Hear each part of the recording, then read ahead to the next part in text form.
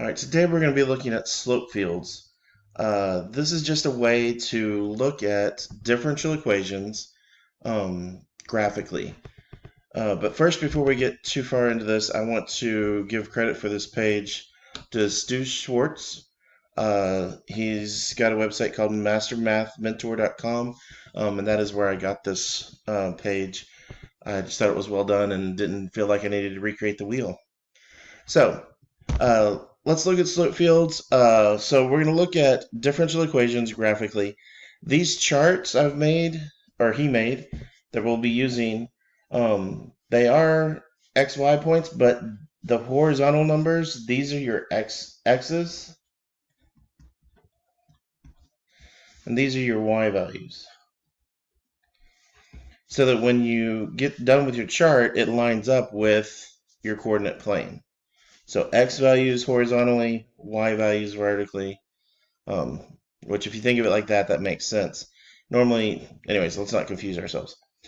So let's look at the differential equation, dy dx equals y. Well, that's obviously depends only on the y value, so we have 0 here, 1 here, 2, 3, then -1, -2, -3.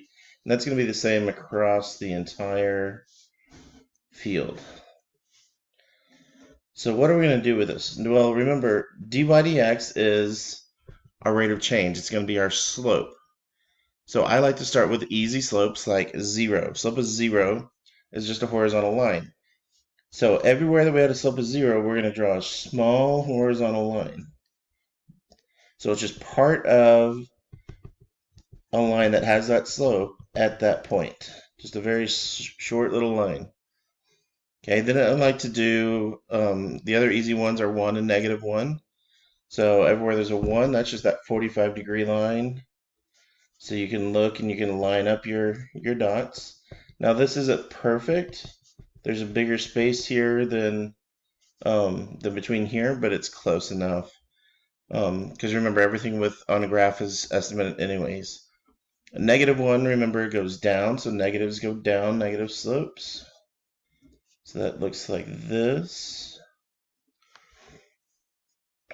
And then from there, it's just a matter of getting the rest of them in. So slope of 2, remember, is going to be up 2 over 1. So if I'm here, I'd go up 2 over 1. It's going to be a point up here that I'm aiming for. Or you can go backwards and go down 2 to left 1. And that's probably what I'm going to line up with. And that gives me a way to have points to line up with.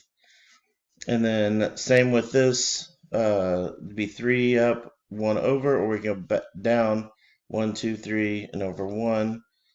So it's just steeper. So the higher the number, the steeper the slope. We know that.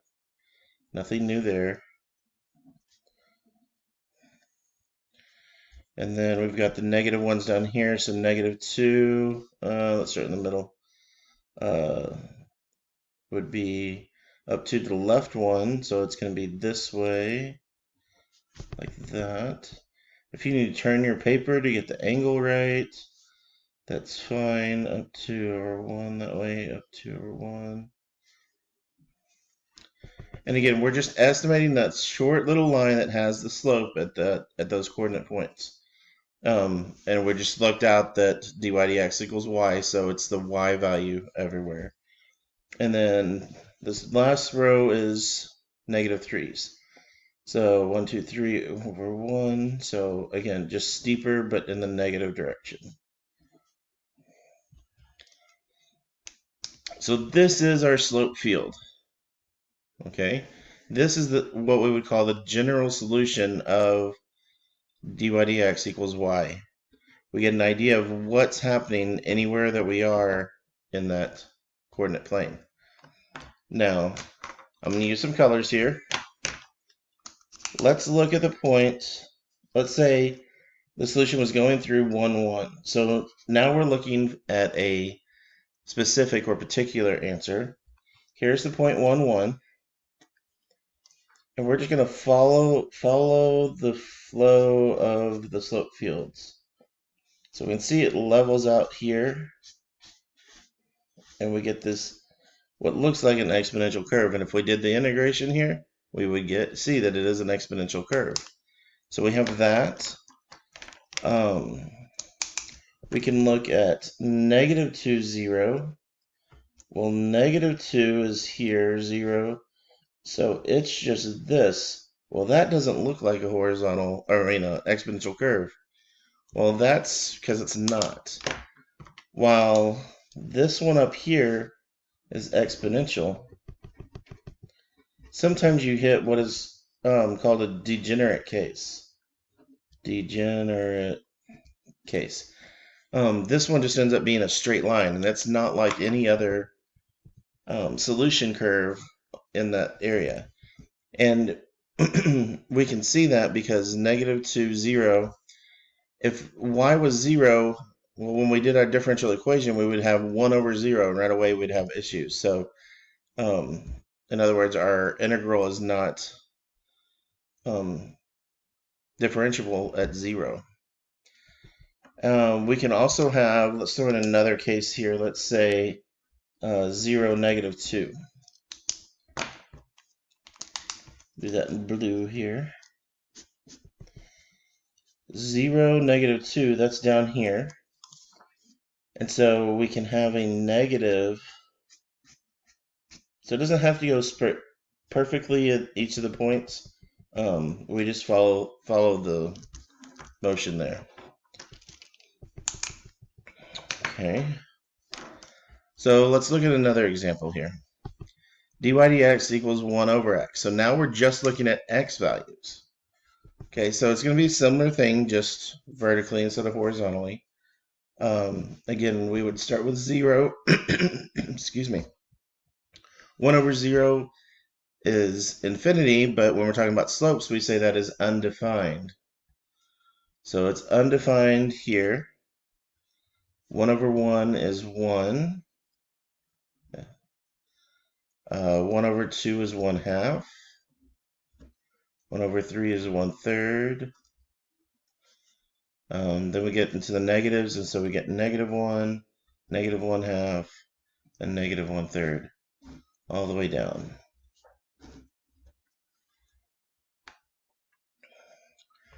So we look for, like I said, the easiest one is 0. The next easiest one is actually the undefined. Undefined is an infinite curve, or an infinite slope, which would be a vertical line.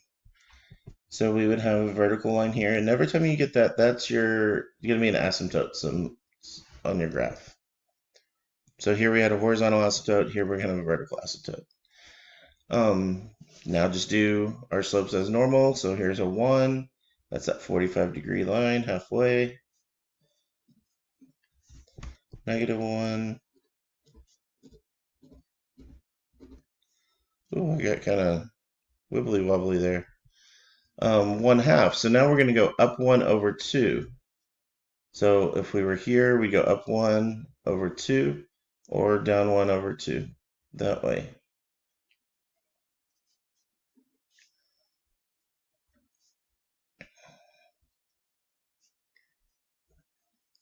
Here would be up 1 over 3 or down 1 over 3 backwards.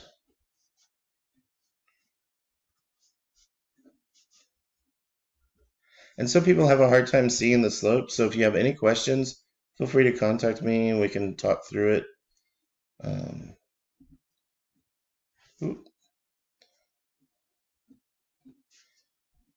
And here, down 1 over 3. And so just as the higher numbers got steeper, as we get smaller and smaller fractions, they're going to get more level. They're going to level off. So again, let's look at 1, 1. So we hit here. We're going to approach this asymptote and then kind of bail out. So this looks like a log curve, possibly. And then -2, 1 is here. And you kind of get a curve looking like that.